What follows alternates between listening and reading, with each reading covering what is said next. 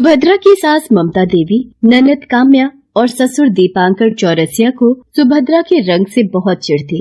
सुभद्रा का रंग साफ नहीं था और सुभद्रा का यही काला रंग उसके ससुराल वालों की आंखों में खटक रहा था। लेकिन सुभद्रा अपने ससुराल वालों से बहुत प्यार करती थी और उनकी हर छोटी बात का ध्यान रखती थी।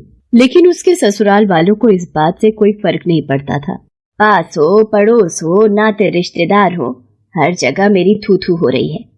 पता नहीं अखिल को इस काली कलूटी में क्या दिखा जो इसने इससे शादी कर ली, वो भी बिना एक पैसा दहेज लिए। लेकिन लोगों को तो लग रहा है कि हमने मोटा पैसा लिया है इस काली कलूटी से।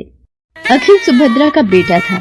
उसने 1 महीने पहले ही अपनी कॉलेज की दोस्त सुभद्रा से शादी की थी। दोनों में कॉलेज के समय से ही प्यार था और कॉलेज खत्म होते होते उन्होंने शादी करने का तय कर लिया था। कुछ दिनों पहले जब अखिल ने अपनी माँ को सुभद्रा के बारे में बताया और उससे मिलवाया तो तुम्हारा दिमाग खराब हो गया है क्या अखिल? तुम कहाँ और वो काली कलूटी कहाँ?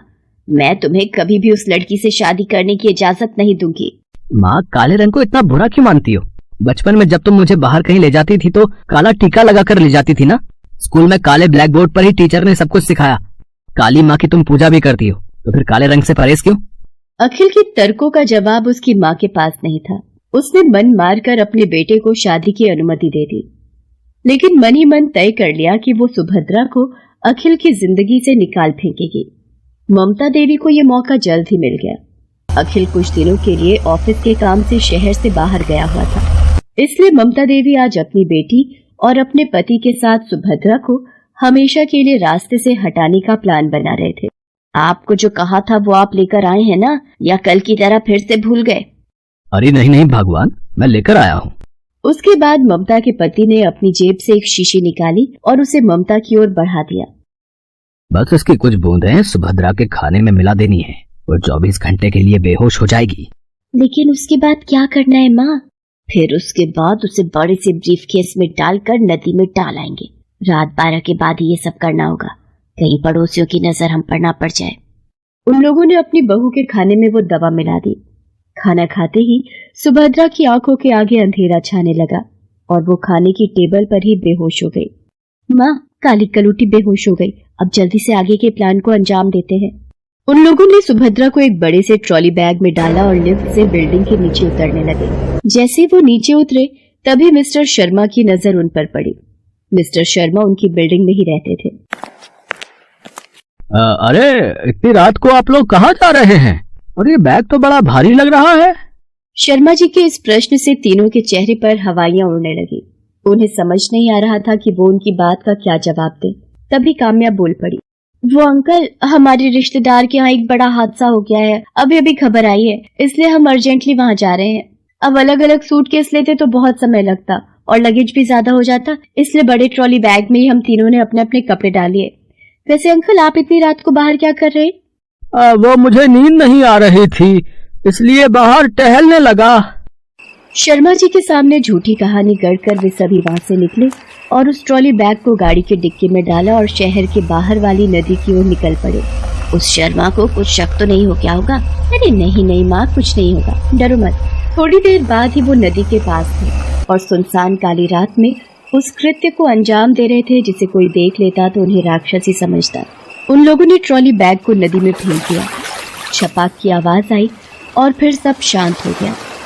लो जी, मिल गई इस काली बहू से मुक्ति। अब मैं अखिल की दूसरी शादी कराऊंगी किसी गोरी चिट्टी लड़की से, और दहेज में कम से कम 25 लाख और 5 तोला सोना और एक गाड़ी लूंगी। काला रंग क्या किसी की जान का दुश्मन बन सकता है? सोच के भी अजीब लगता है ना। लेकिन सुभद्रा के साथ यही हुआ। लेकिन संसार का सबसे बड़ा सत्य ये है कि मृत्यु और जीवन ईश्वर के हाथों में। अगली सुबह एक मछुआरन जिसका नाम कमला था, उसने मछली पकड़ने के क्रम में नदी में उस बड़े से बैग को देखा। अरे दैया, इतना बड़ा बैग! वो उस बैग के पास गई और उसे बहुत ही मेहनत से खींच कर ले आई और उसने जैसे ही उस बैग को खोला तो उसके मुंह से चीख निकल गई। अरे देवा रे देवा, इसके अंदर तो लड़की है। अरे देवा, किसी ने इसे मारकर फेंक दिया क्या? कैसे कैसे लोग हैं इस दुनिया में। उसने चिल्ला चिल्ला कर अपने और साथियों को बुलाया। अरे वो देवेश, पंकज, विमला, अरे इधर आ रे, ये देख इस बड़े से बैग में एक लाश है। वो सभी भागते हुए वहां आए। उन लोगों ने भी जब सुभद्रा को इस तरह देखा तो उनके मुंह से चीख निकल गई। वो पुलिस स्टेशन जाने का सोच ही रहे थे, तभी सुभद्रा के कराहने की आवाज आई। अरे देवा, ये तो जिंदा है। कमला ने सुभद्रा से उसका नाम पूछा, लेकिन उसे तो कुछ भी याद नहीं था। अरे कुछ तो याद कर, कहाँ घर है तेरा और नाम क्या है तेरा? नाम तो नहीं पता। कमला को उस पर बहुत दया आई। वो उसे अपने घर ले आई और उसका नाम रखा श्यामली। कमला का कोई अपना था नहीं, तो वो उसे अपनी बेटी की तरह ही रखने लगी। उधर अखिल के घर वापस लौटने पर उसने जब अपनी माँ से सुभद्रा के बारे में पूछा तो, अरे बेटा, तुम्हारे जाने के बाद सुभद्रा ये बोलकर घर से निकली कि वो मॉल से तुम्हारे लिए शर्ट लाने जा रही है, क्योंकि तुम्हारा बर्थडे आने वाला है। मैंने उससे बोला भी कि मैं साथ चलूं क्या या काम्या को ले जा, लेकिन उसने इनकार कर दिया। हाय हाय, हमारी बहू कहाँ चली गई? कितनी लायक थी हमारी बहू। अखिल ने अपने स्तर पर सुभद्रा को ढूंढने की बहुत कोशिश की, लेकिन वो नहीं मिली। पुलिस स्टेशन में भी उसकी गुमशुदगी की रिपोर्ट दर्ज कराई, लेकिन कोई फायदा नहीं मिला। अखिल सुभद्रा के जाने के बाद बिल्कुल टूट गया था। वो सारा दिन रोता रहता। उसका काम करने का भी मन नहीं करता।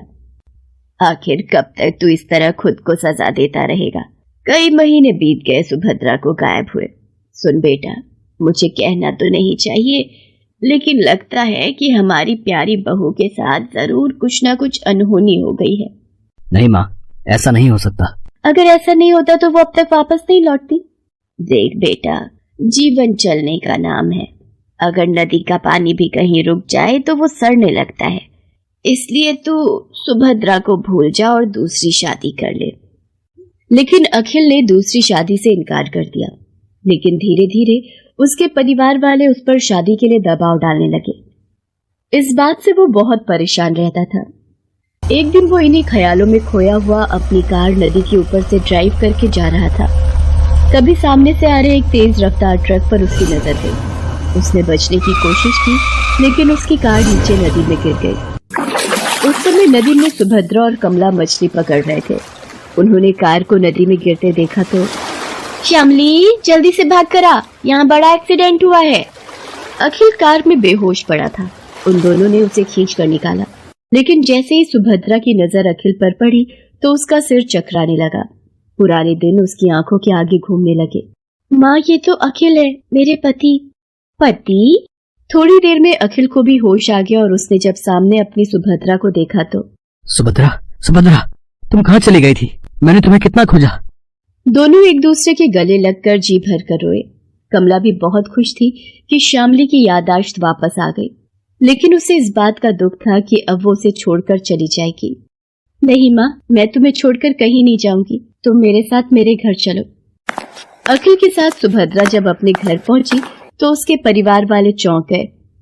उन्हें समझ नहीं आ रहा था कि सुभद्रा जिंदा कैसे बच गई, लेकिन उन्होंने ये बात सुभद्रा के सामने जाहिर नहीं होने दी और घड़ियाली आंसू बहाने लगे। भगवान का लाख लाख शुक्र है, मेरी बहू वापस आ गई। अरे तू कहाँ चली गई थी? लेकिन आज सुभद्रा के ससुराल वालों के नाटक का समापन होना था। इंस्पेक्टर दयाल, जो सुभद्रा की गुमशुदगी की जांच कर रहा था, उसे बिल्डिंग के शर्मा जी से उस रात की सारी घटना का पता लग गया था। उसने फोन पर अखिल को सारी बातें बताई तो वो चौंक गया। ये आप क्या कह रहे हैं? मैं थोड़ी देर में आपके घर पहुंच रहा हूँ, फिर सारी बातें क्लियर करूंगा।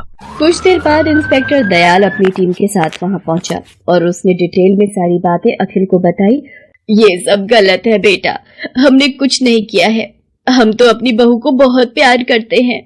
माँ अगर प्यार करती तो उसे मारने की साजिश नहीं रचती, मुझ पर बार बार शादी का दबाव नहीं बनाती। शक तो मुझे भी था माँ, लेकिन पुलिस ने सब दूध का दूध और पानी का पानी कर दिया।